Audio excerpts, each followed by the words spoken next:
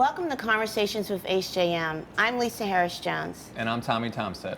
And today we have Delegate Brooke Lierman, who's running for Comptroller of Maryland.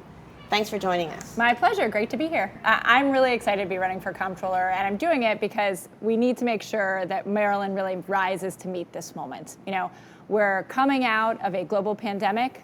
We're going through an incredibly important racial reckoning in this country and state, and we are dealing with the existential crisis of climate change. And we need to make sure that our next comptroller is a leader who can make sure that we're using our tax dollars in a way that will build benefits for every community around the state for generations to come.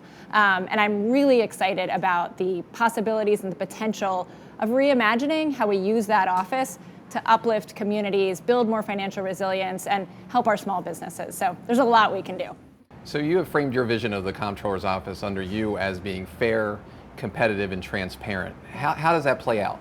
Sure. Well, of course, the Comptroller's office has several different parts to it. A seat on the Board of Public Works, a seat on the board overseeing our state retirement and pensions, and of course, unfortunately, the tax collector of the state, right? And so it's really important that we make sure that we are doing transparent processes so that Marylanders have confidence in how their money is being spent, that we make sure that everybody is paying their fair share, and that we really modernize the office. I think we have big ideas on wealth building, but also just little ideas on making it easier for families and small businesses to pay their taxes and to make sure that everybody's paying their fair share, but no more than their fair share. So I'm really excited about coming in, building on the work that's been done and making sure that we're modernizing the office using technology and being really present and proactive around the state. We're hearing a lot of discussion concerning procurement reform in the state of Maryland, and having a seat on the Board of Public Works, I would think that you could play a great part in that. Absolutely. It's an incredibly important question, and I think especially as we see all of this federal money coming down to the state, we have the opportunity over the next decade to make sure that we're using federal tax dollars in a way that rebuilds communities and really builds generational wealth here in Maryland, and that we build for generations, confronting climate change and building great paying jobs that use apprenticeship programs and making sure that we're, including our Black-owned businesses, making sure that our MBE program is not being waived. So I'm excited to work with the General Assembly, Speaker Jones, Chairman of the Black Caucus, Darrell Barnes, Senator Melanie Griffith. So many people are really focused on making sure that we have the right legislation in place. But then, the devil's always in the details. And the Board of Public Works is responsible for the regulations for implementing those BPW or those procurement reforms. And of course, at the end of the day, the Board of Public Works holds the power of the purse.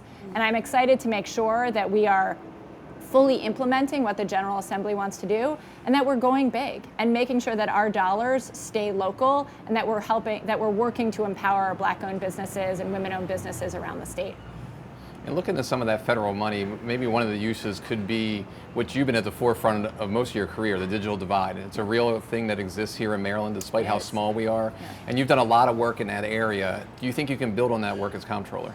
Absolutely. I think we all saw, we all knew intuitively how important it was to be, on the internet before the pandemic, but the pandemic just really laid bare, right? You couldn't go to school, you couldn't do your doctor's appointment, you couldn't talk to your loved ones, you couldn't do work if you didn't have high-speed, affordable internet. And that affects, rural, suburban, and urban Maryland. And so I was really proud this year to work with 60 organizations from around the state to pass the Digital Connectivity Act of 2021 with Senator Sarah Elfreth. And Governor Hogan signed that bill the day after session to establish, for the first time, a statewide office that's dedicated to ensuring that we have a plan to get every Marylander connected to high-speed, affordable internet, and that we have an office overseeing and coordinating that effort, working with local governments, working with nonprofits.